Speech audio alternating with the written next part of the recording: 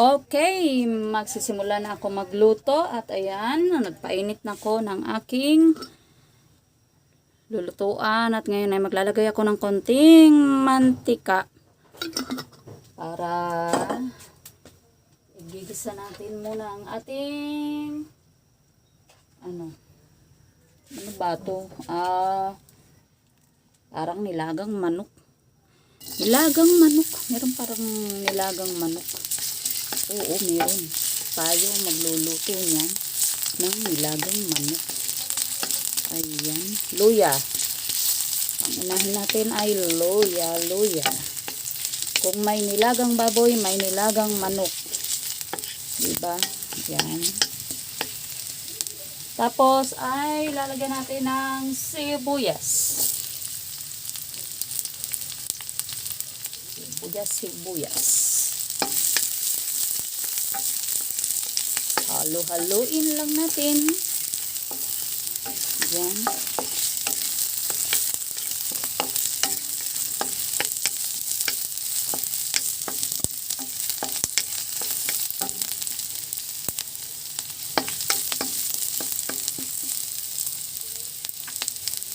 At ngayon ay meron na tayong nakareding manok dito. Lagay na natin ang ating manok. Kaya na bahalang pumili ng gusto niyong part na manok.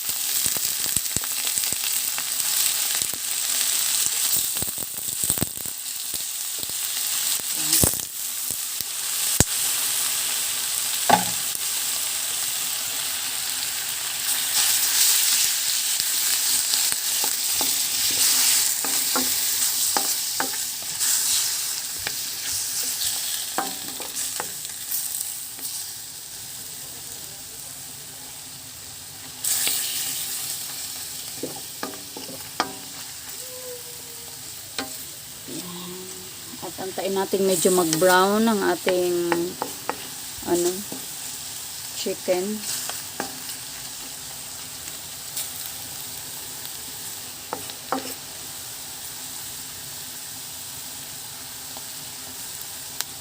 Medyo makulimlim ang panahon natin ngayon. Ayan. Parang medyo maulan-ulan. Pero hindi naman. Makulimlim lang.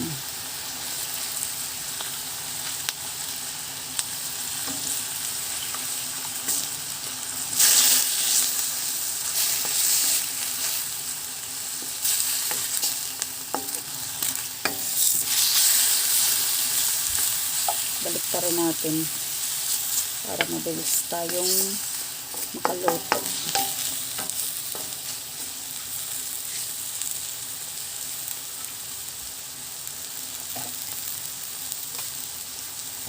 Takpan natin.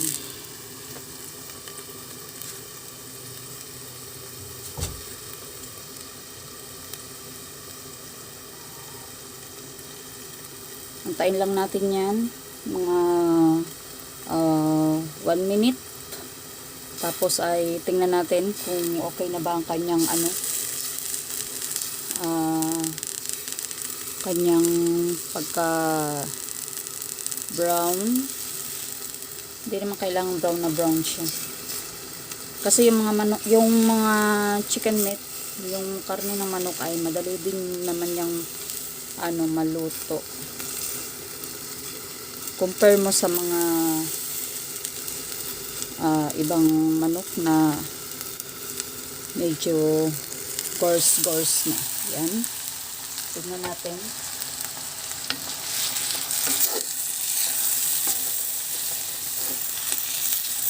Gumalaw ang ating kawali. Yan.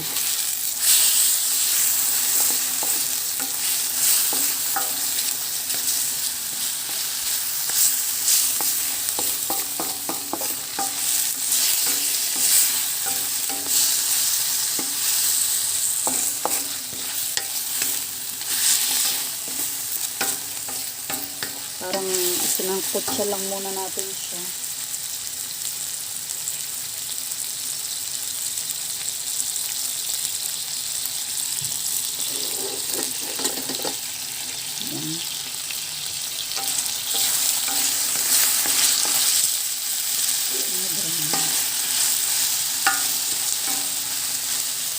Tapos ay lagyan natin ng patis. Okay. Patis na brown. Yan. Dalawa.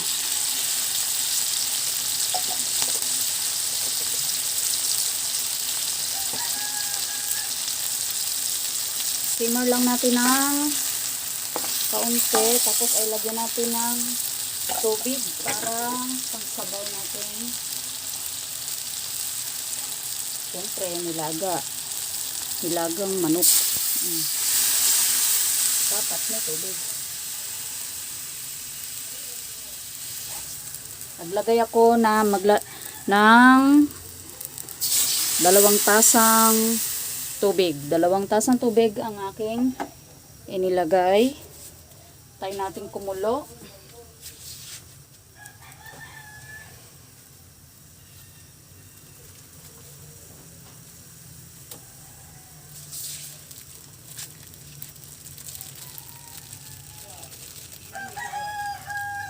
Tapos ay maglalagay ako ng konting paminta. Yung pamintang durog ang ginamit ko, paminta powder. Yan, pwede din naman yung buo kung gusto nyo. Meron din naman dito, pero yan lang ang gamitin ko para malasa. Kasi mas malasa yung durog na agad ang ilalagay natin. Yan. At takpan ulit at antaing kumulo ulit. Ihiwain ko muna tong aking patatas para pagkulo niyang ating kuan dyan ay lalagay na natin tong ating patatas.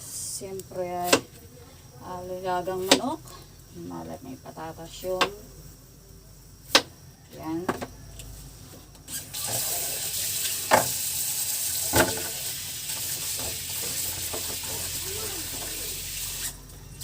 Siyempre, hugasan nyo yung yung patatas pagkatapos nyong hiwain. Yan, lagay ko dito. Tapos ay hihiwain ko muna din ang aking repolyo. May repolyo ako dito. Isang medium size lang ang aking gagamitin.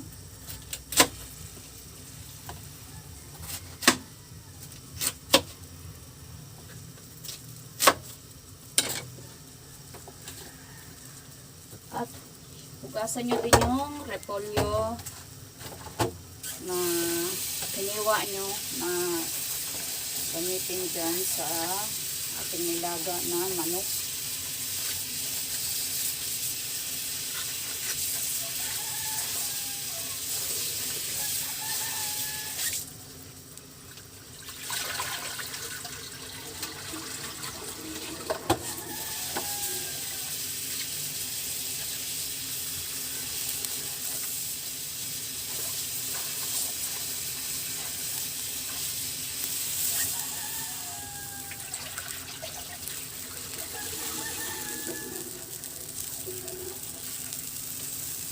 Ayan, malinis na. Ayan, tingnan natin at kumukulo-kulo na siya. Tingnan natin. Ayan. Alisin nyo tong may, parang may bubbles yung ganito. Alisin nyo to.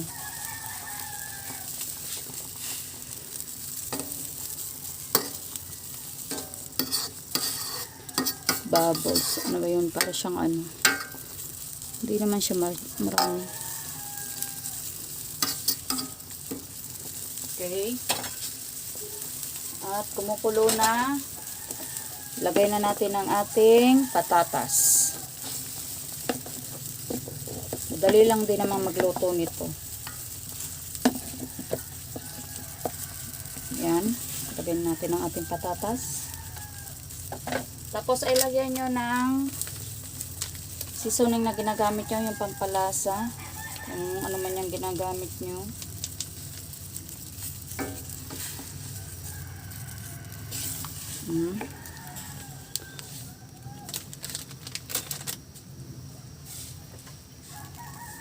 Takpan muna ulit. Antayin nating lumambot yung ating patatas. Tapos ay susunod natin yung ating repolyo. Kung gusto nyo pa ng mas maraming sabaw, dagdagan nyo lang. Kayo na ang bahalang lagay ng kung gaano kadaming sabaw ang gusto nyo.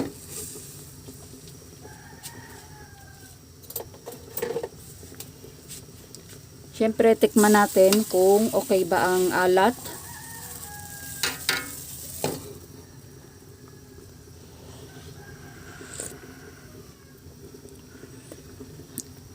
Kung kulang sa alat, ay dagdagan nyo ng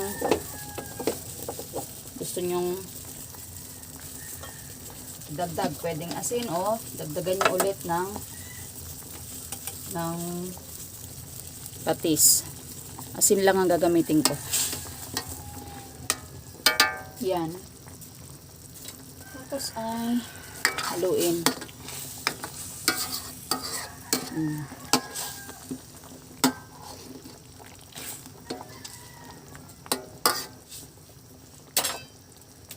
Natin.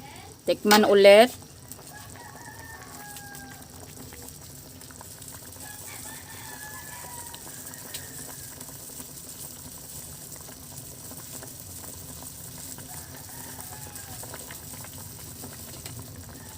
Ayan, okay na yung alat niya. Tapos ay takpan ulit natin para tayo natin lumambot yung kanyang karne at saka yung patatas, karne ng manok at yung patatas. Parang magsasabay lang din yan na lalambot. Madali lang naman yung mga lumambot, ilang minuto lang.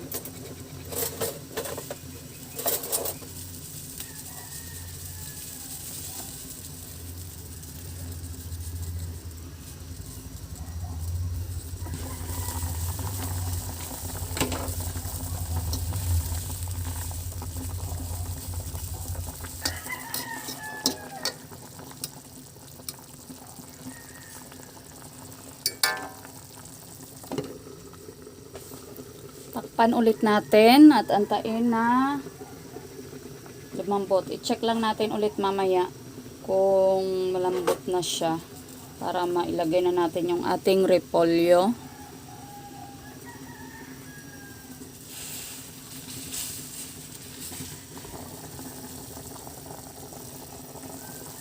Ayan, at kumukulo na. Malapit na tong lumambot.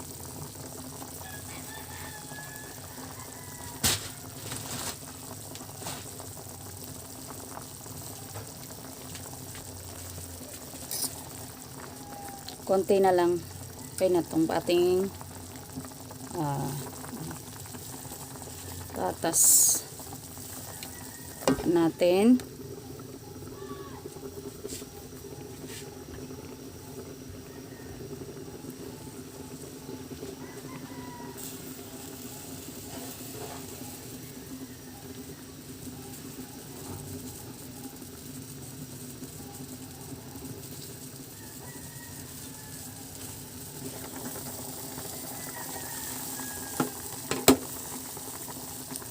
Na siya.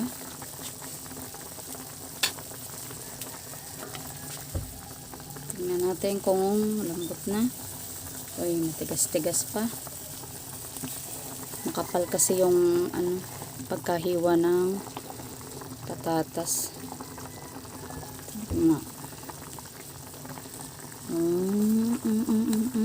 Hindi pa siya malambot. Hindi pa siya talaga malambot. Antayin natin siyang lumambot. Ayan. Takpan ulit.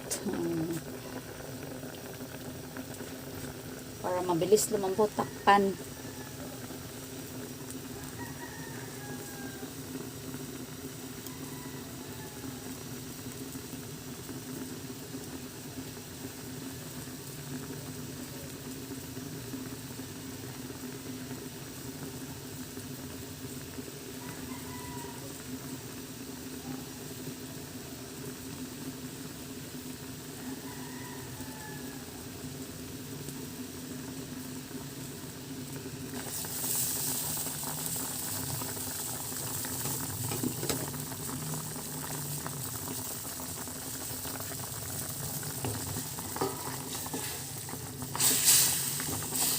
Sarap ng ano nito, sabaw. Sarap ang sabaw. Lalo na ngayon ay medyo makulimlim ang panahon. Ngayon ay magtatanghalian na. Ito ang aking naisip na lutuin. Yan.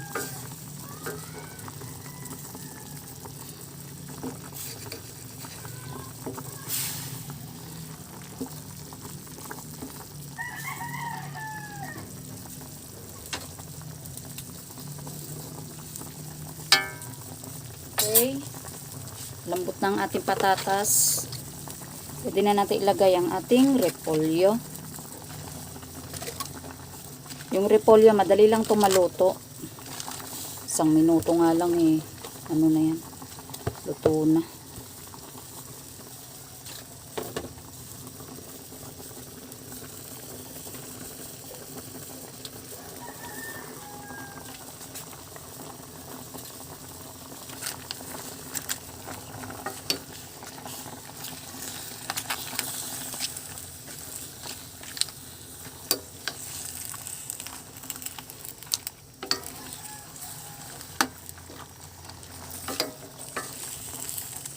Yan.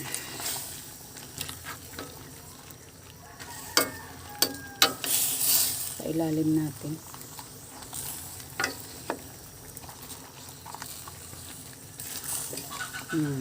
Diba? Yan ang ating nilagang manok. Nilagang manok. Nilagang manok.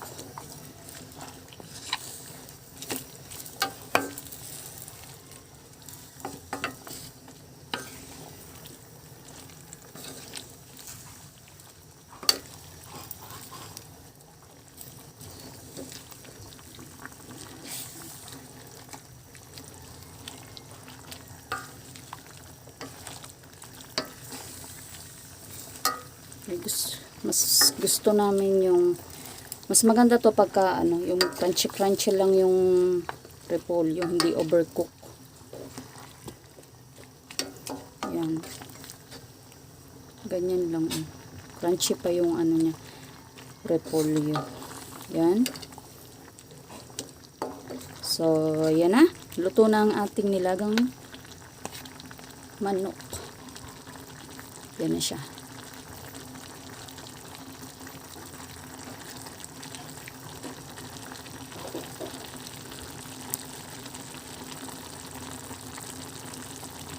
Pakita ko sa inyo.